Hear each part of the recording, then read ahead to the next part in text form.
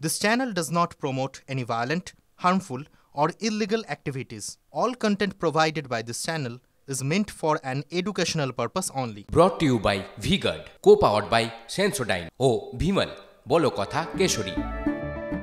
আবারও সরাসরি আপনাদেরকে নিয়ে যাব কসবায়।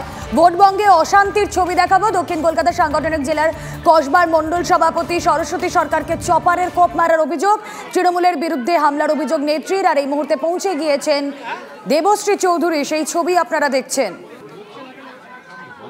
দক্ষিণ কলকাতার বিজেপি প্রার্থী তিনি পৌঁছে গিয়েছেন ইতিমধ্যেই।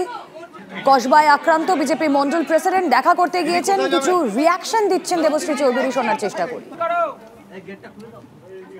আচ্ছা, যে ছবি আপনারা দেখছেন, দেবশ্রী চৌধুরী ইতিমধ্যেই পৌঁছে গিয়েছেন, অভিযোগ শুনছেন, কথা বলবো। আমাদের প্রতিনিধি সুপ্রিয় রয়েছেন সঙ্গে। সুপ্রিয়,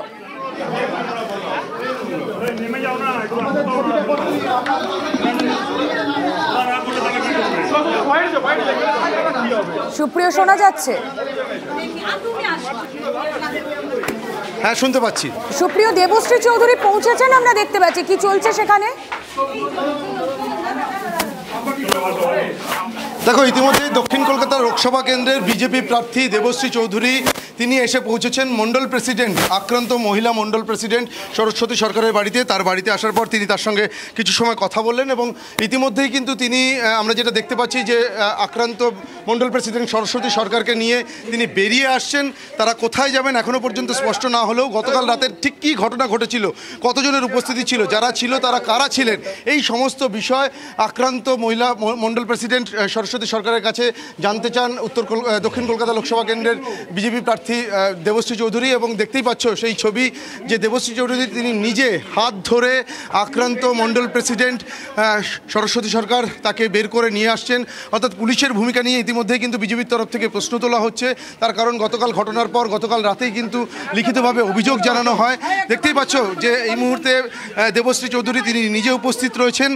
তিনি কিন্তু হাত ধরে বাইরে বের করে নিয়ে আসছেন আক্রান্ত মহিলা মণ্ডল প্রেসিডেন্ট সরস্বতী সরকারকে। তারা সম্ভবত থানার দিকে যেতে পারেন এমন একটা সম্ভাবনার কথা জানা যাচ্ছে, যদিও এখনও পর্যন্ত সম্পূর্ণরূপে স্পষ্ট নয়। গতকাল রাতে যে ঘটনা ঘটে, নির্বাচনী প্রচারের জন্য ব্যানার ফেস্টুন হোর্ডিং লাগানোর কাজ চলছিল চৌবাগা এলাকাতে, আনন্দপুর থানা এলাকায়। এবং সেই ব্যানার ফেস্টুন হোর্ডিং লাগানোর চলাকালীনই কিন্তু আচমকাই বেশ কিছু দুষ্কৃতী যারা বিজেপি কর্মীদের উপরে, নেতাকর্মীদের উপরে চড়াও হয়, মারধর শুরু করে।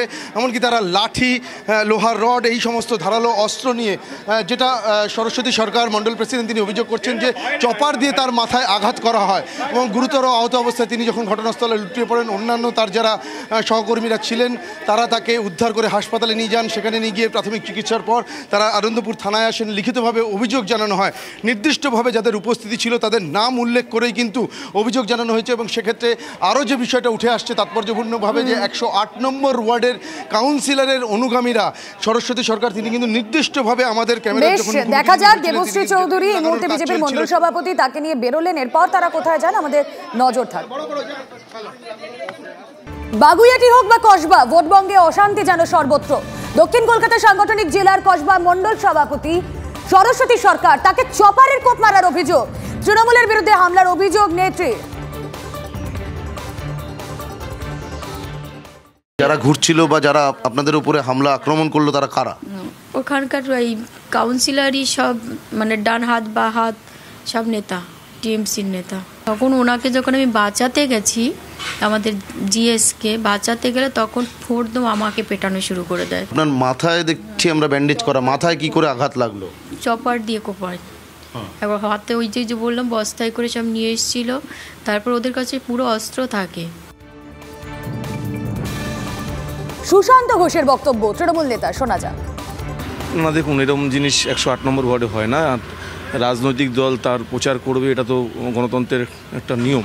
এবং বিজেপি এর আগেও প্রার্থী প্রায় 4-5বার এখানে প্রচার করে গেছেন, তারা মিটিং করেছেন, মিছিল করেছেন। এই জিনিস তো কোনোদিন হয়নি। রাত্রিবেলা 12টার পরে ফ্ল্যাগ লাগাচ্ছিলেন বা কেন? আর যদি সত্যি এটা হয়ে থাকে তাহলে আমি বলবো যে এর সঙ্গে তৃণমূলের কোনো সম্পর্ক নেই, স্থানীয় স্তরে কোনো সমস্যা হতে পারে।